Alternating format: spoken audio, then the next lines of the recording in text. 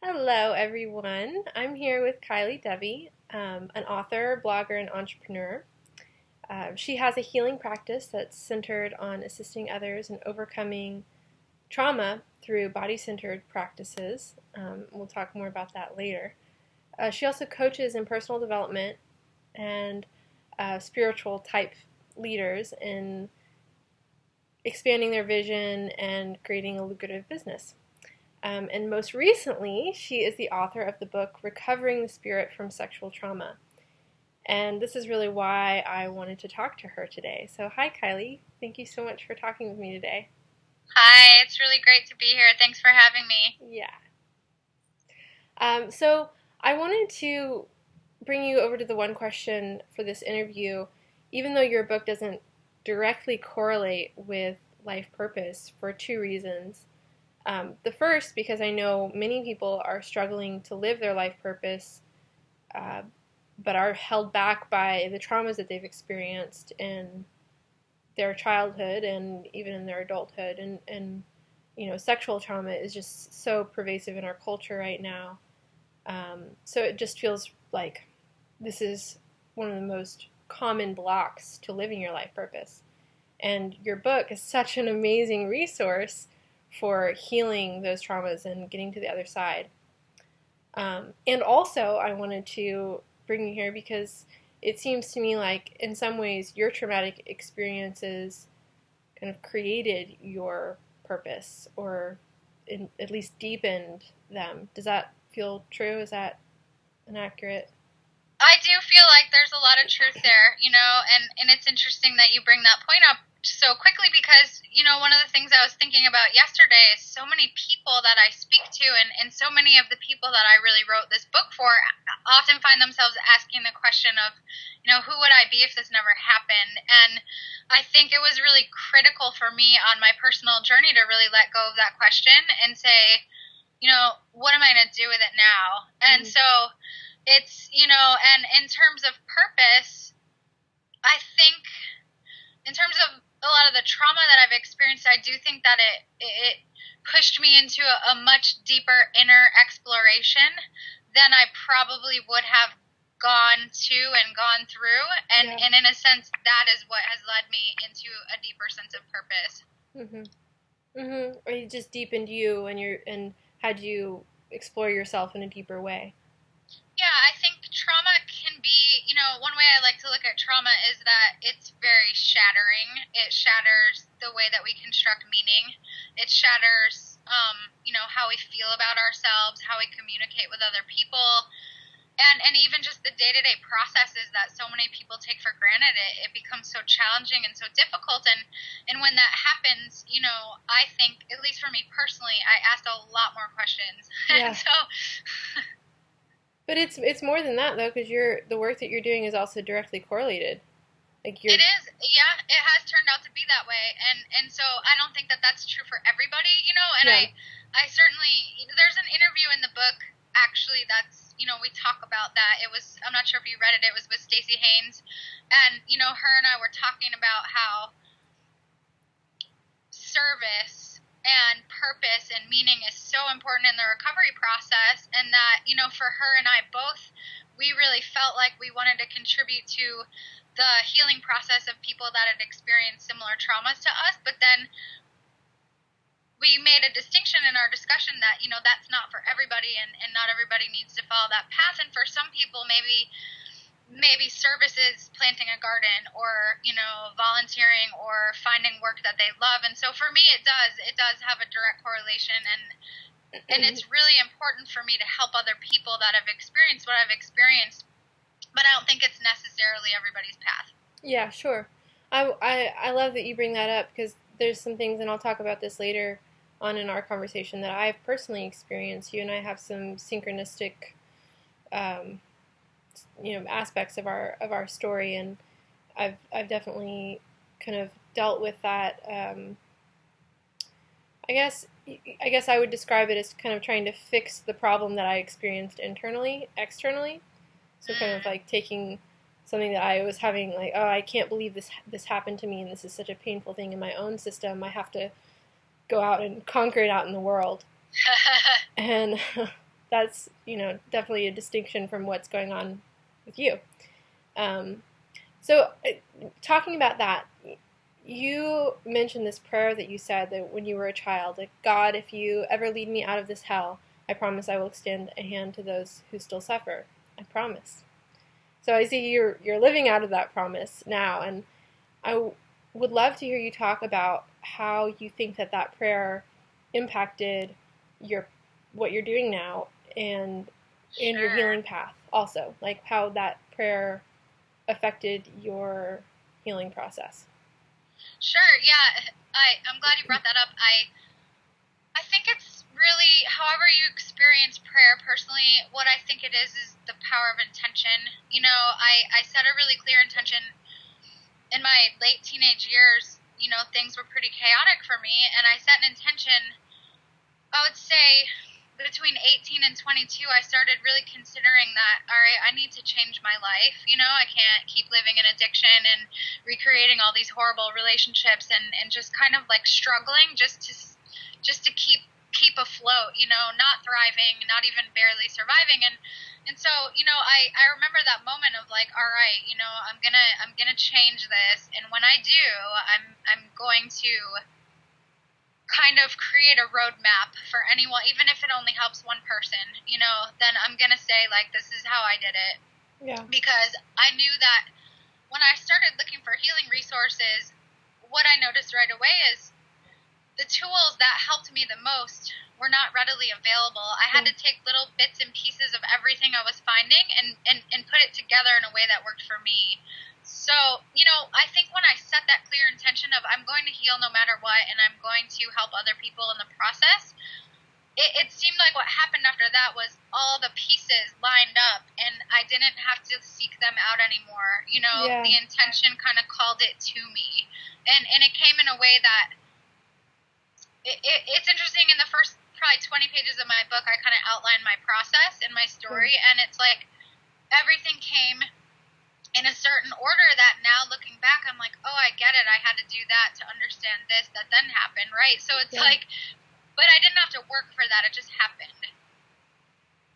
Got it. That makes sense. Yeah. Yeah. Thank you. That's perfect. We're kind of going back and forth about this idea of your personal traumas and then what's going on in the world. You talk also early on in your book about the dysfunction and things that you experienced are things that are really social dysfunctions. They're dysfunctions in our society. Like we have a culture that condones rape, and in a lot of ways. And I guess, and you also mentioned that from your perspective, healing is a process. It's something that's ongoing. And I'm wondering if there was a switch that happened where the focus wasn't on you anymore, your healing process, and you were really focusing then on what you wanted to do in the world, or if they were always running parallel. Does that make sense? Yeah, for me, I think even as a 5 and 6-year-old, I was always thinking about the larger kind of global context and implications of what I personally experienced, what we all experienced. I never really separated my experience out from what I saw happening in the world at large. And of course, there's times where I need to be really self-focused, and I take that time and I do that, and I forget about service or, helping other people. There's times where it's really important for me to just work on my business or spend time with my partner or, things like that. But I think there's always been a desire inside of me to, reach out to a larger group and offer what I have. And so there's that piece. And again, I don't think there's any right or wrong. I think it can, healing can be totally personal. It can be very political. It can be very global. It just depends on what resonates with you. That's great. I think that my reason for asking that question is that I know a lot of times people, particularly people who are doing a lot of self-work, have this idea that there is going to be a point where then they're ready. Like, you I see know? what you're saying. Right, right. And Yeah, and yeah, there's that. Um, I when I started writing my book, I wondered if I knew enough to write it, yeah, and I was like, I wonder if I'm not ready to do this. Maybe I haven't done enough healing. And the truth about that is I started with an idea about what I wanted to write about, and it completely changed 5 times. And, as I started to put the pieces together, the book kind of wrote me. That's how I like to see it, is like mm, that book wrote me. I didn't write it. And it pulled together all the people and experiences that needed to be there. And also in my healing process as well, it was kind of similar. I struggle every day in a sense with feeling like I'm not ready or I don't know enough. And because I'm also an entrepreneur, that's something that you just have to get over that. Like yeah, it's like the and you can probably understand this. It's the constant application of imperfect action, yeah, and just being willing to do it even if it's not right or it messes up, or I'm just willing to put myself out there, and even in various projects I've done over the years and different healing processes, I mean, I've had a lot of what I could call, or maybe other people would call, failures, and that's okay. I don't have a problem with that, and in yeah. the moment I do, it stings, and I maybe feel sorry for myself and withdraw from the world for a few days, but ultimately, Lick your I'm pretty wounds. fiery and ready to do what I feel like I'm here to do. Yeah, perfect, beautiful, thank you. So this is we were touching on this, and I said that I would come back to it later on when I was talking about you're saying like just because you experienced sexual trauma doesn't mean that you have to go off and save every child from sexual trauma. You're not trapped into like saving people from what things that you experienced. Did you did was there ever that kind of feeling involved for you? Like, did you ever feel like this kind of service work was a way of avoiding or re-engaging with? Sure. Yeah, definitely. I want to make sure I say this the right way.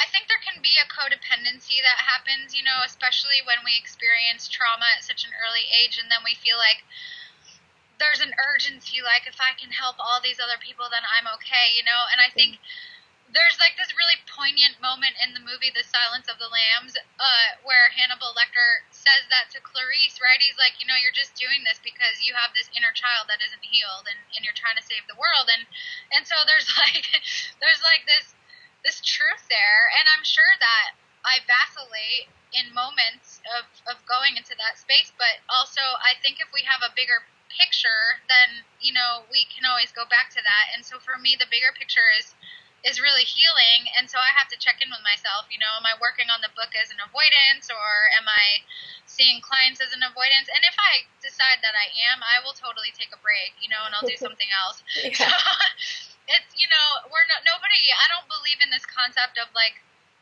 I do believe in complete recovery. I don't believe in fully healed. So I feel like we're always working on ourselves, and there's always more that we can learn, and there's always more of our full potential to tap into.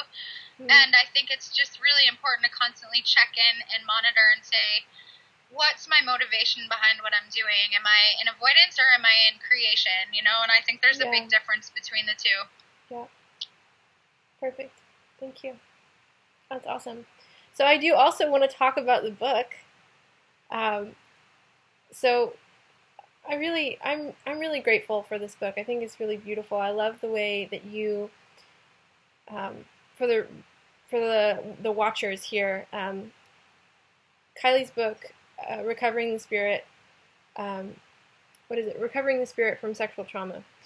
Um, Right. it it breaks down what happens when a sexual trauma occurs, or really any trauma occurs, and how it impacts different aspects of you, your physicality, your mental state, your emotional state, your social being, your sexual being. You describe them as different bodies. They're different aspects of the person. It breaks down how those things are impacted It also gives you a way to assess, which I think is, to me, is probably the most helpful part of the book, is being able to read it and look at where am I in each of these areas of my life. How was I impacted by what happened to me? And then it goes into and giving support resources of ways that you can heal those different parts of yourself. And um, I'm I think that it's really incredible too that you were able to bring so many voices into the experience. And I think that most people who do this kind of work, are this kind of self work, it is always like a hodgepodge. You find one spiritual teacher or one healer or one therapist, and they're just like a beacon of light for a few months or a few years, and then you have somebody else. And um, I'm wondering if writing the book was also, um, well, I guess I have two questions about that. One, if writing the book itself, if that was therapeutic for you, if that was like Yeah, it was, interacting with those. because a lot of the things that I wrote, they were past tense learning, experiences. I've already Yeah. learned this, now I'm going to write about it, but there were certain things, like especially when I wrote the sexual chapter, that I really needed to stop and say, like, before I am willing to share this with other people, I need to be really in integrity with myself, and Mm, really go deep in my own healing process. And so, even though a lot of the knowledge I had gathered and experienced, there was definitely areas where I felt like I wasn't in integrity unless I actually stopped my writing for a week or a month, and did some more work on myself, so that I could be really fully authentic in what I was sharing with others. And not yeah. that the book recommends do this or do that, but I Yeah. didn't want to come from a space of authority if it wasn't really, really true for me. So Yeah. it did force me to do a lot more work on myself. I didn't know that was going to be the case when I started, but it was definitely therapeutic. Yeah. Well, I really commend you for doing this particular kind of work, because like you said, just because you experience this kind of trauma doesn't mean that that's your path to go do work in that area. But doing that means that you're constantly re-engaging with the material, so you're constantly having to continue to heal it, not just for yourself, but you heal it for the world, you put through you. So it's like going through with a finer and finer tooth comb of getting yourself Yeah. more and more aligned so that you can be more stable in the face of anything. Exactly. And then, so there was the writing process, and then there was also the process of putting it out into the world. Like, what's my family going to think? And what's, Mm, my coworkers and colleagues going to think? And, all that kind of stuff was, it challenged me a lot. It still does. So yeah. there's that. um, and then the other question I had was there any moment where you were you ever tempted to um, you're very careful in giving a lot of options and giving a lot of freedom and space for people to find their own path. Were you ever tempted to do otherwise? Were you ever tempted to be like, no, you need to go and find like the Maori healers and like this is what worked and The only time I think no, because I never believed there was only one way, and I still don't believe that. I mean, I really, especially where spirituality and inner work is concerned. I mean, yeah, we're all unique, and we're all individual, and it's not the same for everyone. So I it wasn't even that I was careful. That's really just how I believe it to yeah, be. There was one area that I think I was a little bit more assertive, and it was in the physical chapter, where if when I was addressing addiction, and I think I oh, told people, look, if you're not willing to give up your drug addiction, or if it's maybe alcohol abuse, then you probably should just put the book down for now. And there is that, and of course, people can drink and decide they're not an addict, or it's not a problem. I have no judgment about that. But if someone's really deep into addiction and they're not willing to do the work, they're going to know that. And I just yeah, wanted them to know, this is a waste of your time right now if you're there in that space. And yeah, so that was the only place where I was very frank in that way. yeah. As I was reading the book, I had this sense of what you would be like as a coach, just because I think that a lot of times people coach as giving advice, which is terrible. Yeah. And there's this tone of your book, like you're, as if you're listening, or as if, because there's that reflective, um, it almost feels like there's silent space as you're reading in the book. There's like Appreciate this, that. there's this vacancy where you really do have the space to reflect on what's being said, and you feel yourself, you hear yourself, and it's really incredible. And I hope that people not only buy the book, but people also consider working with you if they've experienced, sexual trauma, just because I think that that's the most important part of coaching, is being an active listener, being a brilliant, masterful listener. And even in your book was a good listener. So I appreciate that feedback. I really do. yeah, Thank you. good. Well, is there anything else that you would like to say to the one questioners who have been watching this video before we wrap up?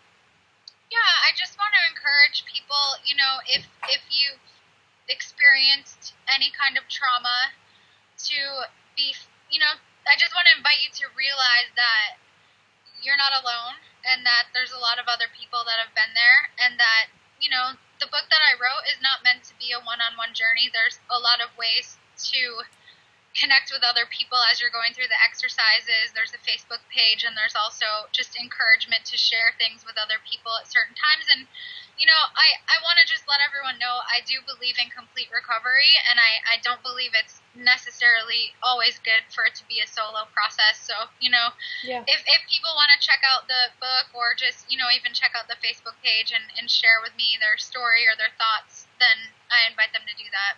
So you can get a link to, you can check out more about Kylie and working with her and get the book.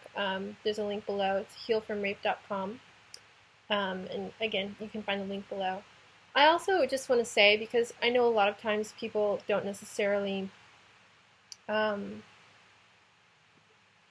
know that they experienced trauma, that if you just feel anything, as we're talking about this, if you feel anything,